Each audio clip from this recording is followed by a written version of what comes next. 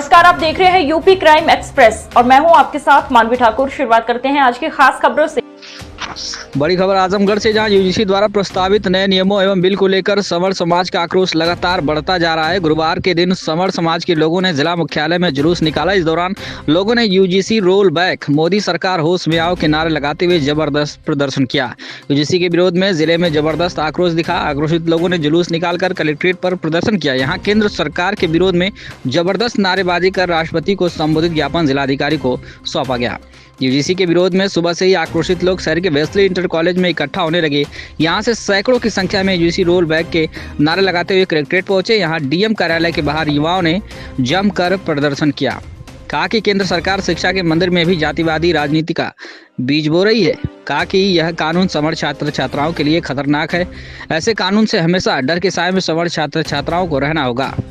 इसके किसी भी दशा में स्वीकार नहीं किया जा सकता। कलेक्ट्रेट सामने आधे घंटे तक लोग केंद्र सरकार के खिलाफ नारेबाजी करते रहे। कहा कि सरकार ने अभी तक सवर्णों का समर्थन देखा है, अब उसे विरोध भी झेलना पड़ेगा। कहा कि अगर यह कानून केंद्र सरकार वापस नहीं लेती है तो यह आक्रोश और उग्र होगा। इस दौरान सैकड़ों की संख्या में जुटे सभी लोगों ने एक स्वर में विरोध किया। कहा कि केंद्र सरकार का ऐसा तानाशाह रवैया किसी भी दशा में स्वीकार नहीं होगा। उसके बाद राष्ट्रपति को संबोधित ज्ञापन एसडीएम सदर नरेंद्र सिंह गंगवार को सौंपा। यूजीसी के प्रस्तावित नियमों को वापस लेने अथवा उसमें व्यापक संशोधन की मांग किया। चेतावनी दिया कि अगर केंद्र सरकार ने बिल वापस नहीं लिया या बिल में संशोधन नहीं किया तो 2029 के लोकसभा चुनाव में मोदी सरकार को इसका खामियाजा भुगतना पड़ेगा। जी, आज आप लोग प्रदर्शन कर रहे हैं, क्या मामला है? मामला जो ये यूजीसी एक्ट लाया गया है जिसमें सवर्ण को एकदम अलग थलग कर दिया गया, उसके लिए हम लोग प्रधानमंत्री और राष्ट्रपति तक ये बात पहुंचाना चाह रहे हैं कि जनरल को जिस रूप में आप लोग देख रहे हैं उस रूप में अब नहीं रहे। जनरल खुद शोषित वंचित हो गया है। जहां 20% में उसे मिल गया, 80% के ऊपर वो कैसे कुछ भी कर पाएगा। इसीलिए एक प्रतीकात्मक डीएम साहब को ज्ञापन दिया गया है एसडीएम साहब के थ्रू, ताकि ऊपर तक बात पहुंच जाए। तो राष्ट्रपति के नाम ज्ञापन, किसके नाम ज्ञापन? अपने राष्ट्रपति के नाम। क्या मांगे हैं ज्ञापन? मांगे यही है कि उसमें जो है संशोधन किया जाए। पहले जो उनकी समिति है, जांच समिति, उसमें किसी सवर्ण को भी डाला जाए। दूसरा ये है कि जो अगर गलत आरोप लगाता है तो उसके ऊपर भी ऐसी दंडात्मक कार्रवाई कराई जाए ताकि भविष्य में कोई उस तरह की पुनरावृत्ति न कर सके।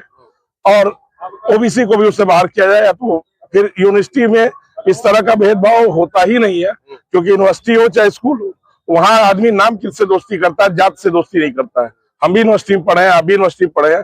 हमको लगता है कि बहुतों की हम लोग को जात ही नहीं पता थी, लेकिन जिस तरह से ये कानून आया, ये फिल्टर करके जनरल को अलग कर दिया और ओबीसी एसटी को अलग कर दिया। तो क्या ये मोदी सरकार की ऐसी पॉलिसी है कि समाज में बंटवारा चाह रही है? नहीं, मोदी सरकार की नीति है कि नहीं है, ये कोर्ट से आया है कि यूजीसी ने का किया है, ये तो जांच का विषय है और ये हो रहा है। लेकिन इस तरह की चीजें अगर मार्केट में आ गई है तो ये गलत है। क्या चाहते हैं आप लोग? हम लोग चाहते हैं कि उसमें संशोधन हो, नहीं तो ये पूरा वापस हो। हाँ भैया, अपना परिचय दीजिए। भूपेंद्र प्रताप सिंह मेरा नाम है जी।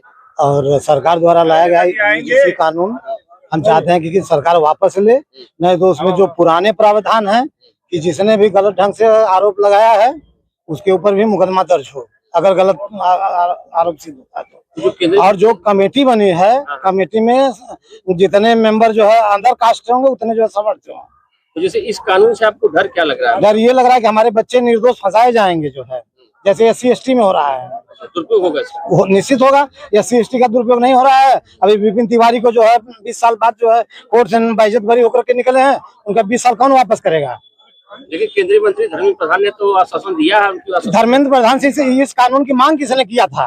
क्यों किया उसने इस कानून को? समाज को बांटने वाला कानून क्यों करना चाहिए? मोदी जी का नारा सबका भी साथ सबका विकास, तो सबका साथ कहाँ हुआ? सवर्णों को आप अलग करें, सबका साथ कहाँ हुआ? जो है इसके सरकारें जिम्मेदार हैं। सरकारें जिम्मेदार हैं। मोदी सरकार जिम्मेदार है इसके लिए। उसका सजा उसको 29 में भुगतना पड़ेगा। आपको